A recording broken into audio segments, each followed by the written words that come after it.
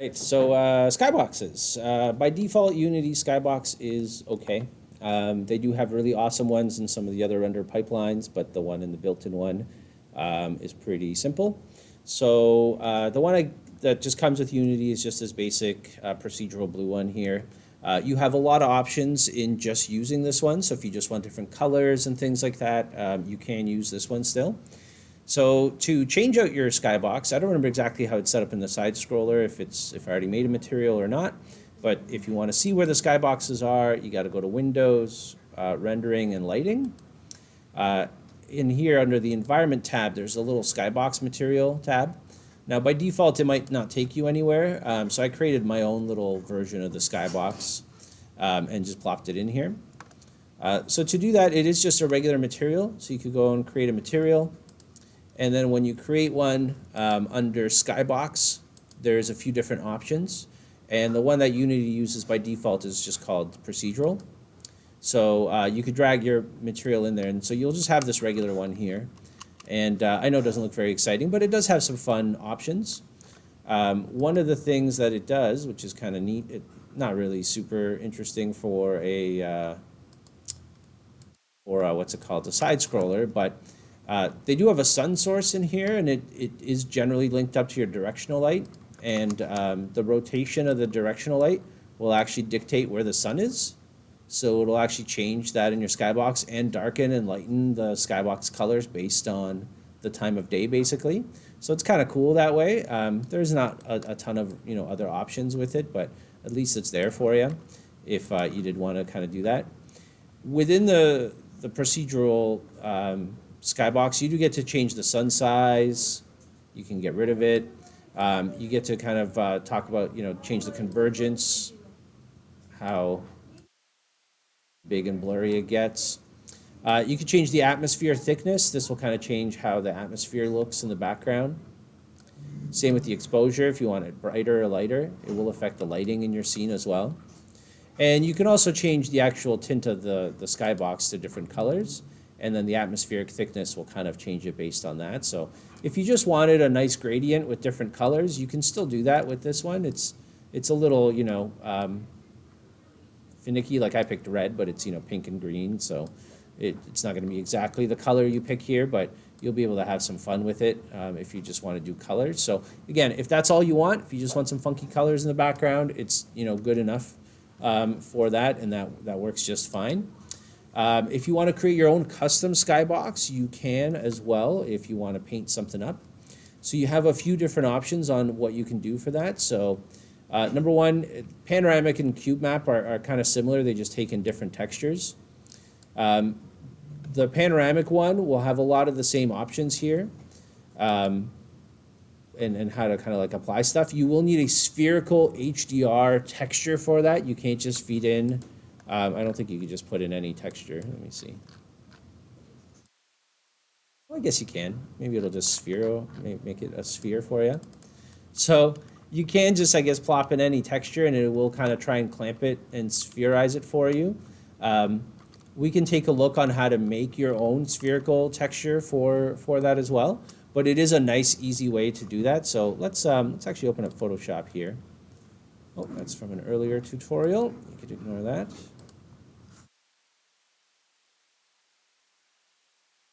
Let's bring in just like a sky. I'm just going to steal one from the internet.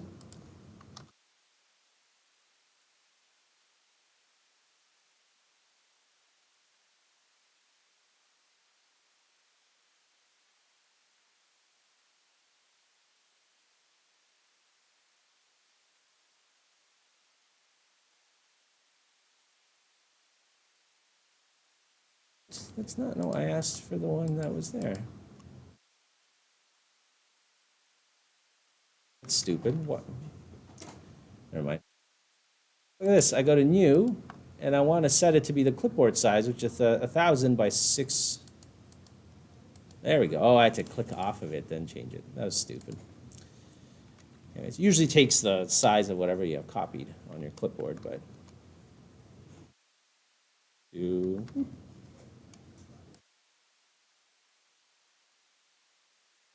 Dude, am I my project 1 or my project 2? I think just my project 1.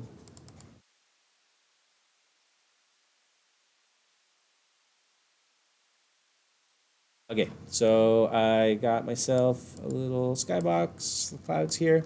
So just throwing in clouds, you'll see it puts them on there for you.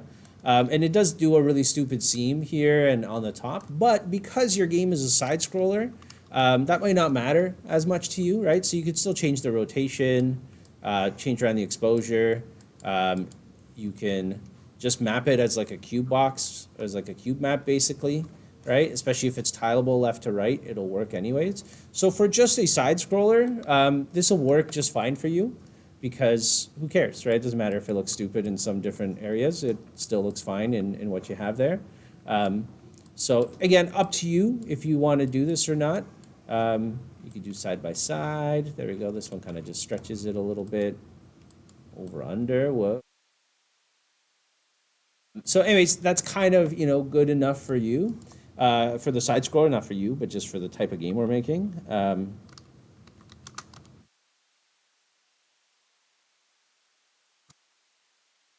But you can create a high dynamic image, HDR image, spherical image in there as well. I haven't made one in a long time, so I don't actually remember exactly how to do it. But let me see if I can find a quick tutorial. Panorama. There's a way to create one. I'll have to look it up. I don't remember off the top of my head how to create one, but there is some tools in Photoshop on how to actually make a spherical texture for your skyboxes. So you can look that up yourself if you're really keen on doing it. But again, for side scrollers, this can work fine. You can also switch to skybox and cube map, and you can basically feed this texture. Oh, I guess sorry, skybox six-sided, and you could feed this texture basically in all of your sections, which is exactly what the other option does too. But in this one, it is cool because you can actually save out different textures for top and bottom and left and right. So if you wanted to, this one has less stretching and stuff like that as well. So you could save out, 4, 5, 6 different textures and stitch them up together yourself if you wanted to. So those are options for you that you have. I'll be honest, one of the best options I think you could do for yourself, because we are doing a side scroller, is just to use the procedural texture, get a color that you want, that you like for your like background. So even if you're going for, something like super funky or whatever, and then bring in individual clouds and background assets that you would actually want to use. So um, let me show you.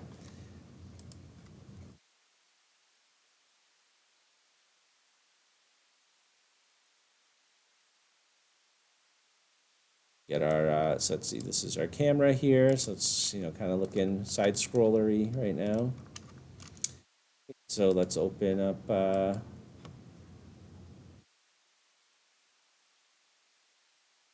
here's here, so open. This is like a PNG of some clouds. Let me just bring that into the project here.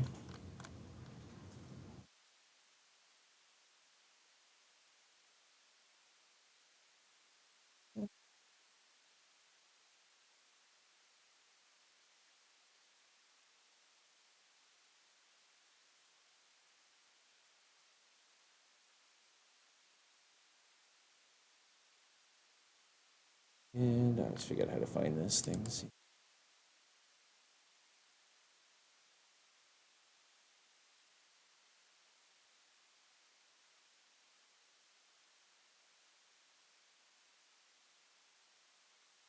gonna bring in this cloud texture here. I'm gonna just take a plane.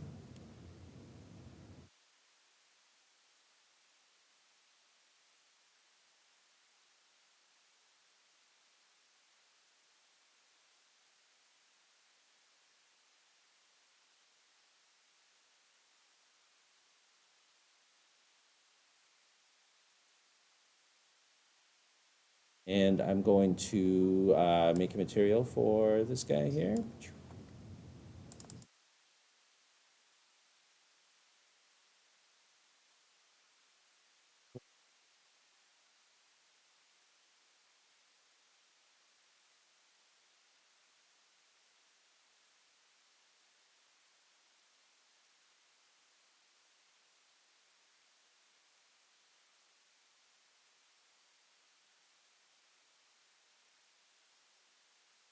Shade, additive.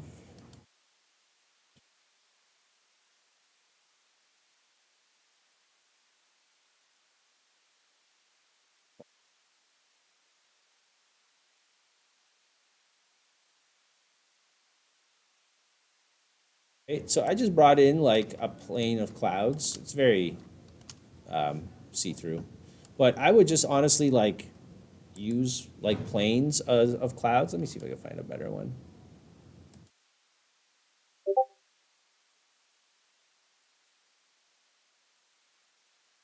Bless you.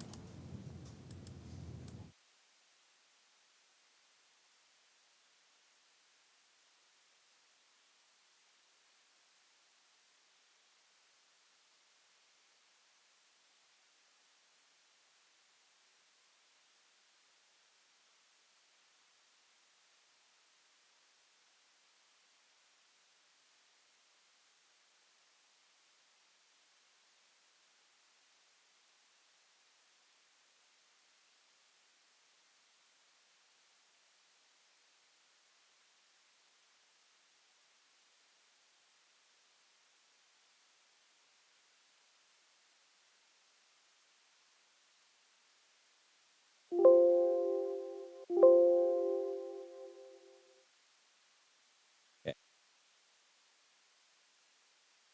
yeah, that is too.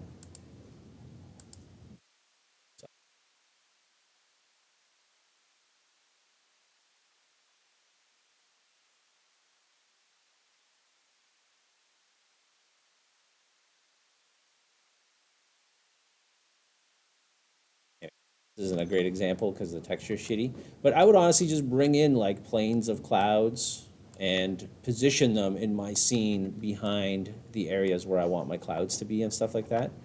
Where's my texture? Heat, clamp.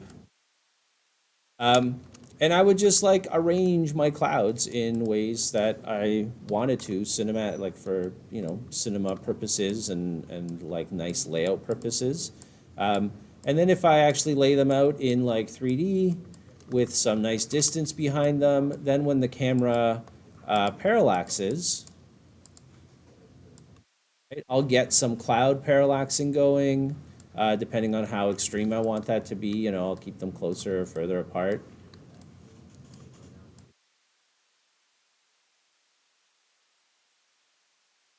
Stuff like this is you won't get with Skybox as much, right? So I mean, your sphere man's going to be slow, so you'll get a little bit of that. You can animate these clouds too, like you could jump into timeline and just have these things move a little bit.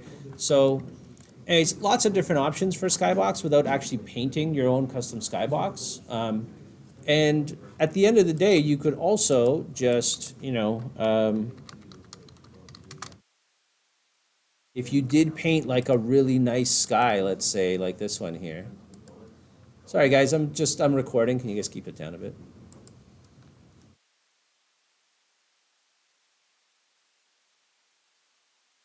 So if you brought in, like, if you painted like a really nice sky here,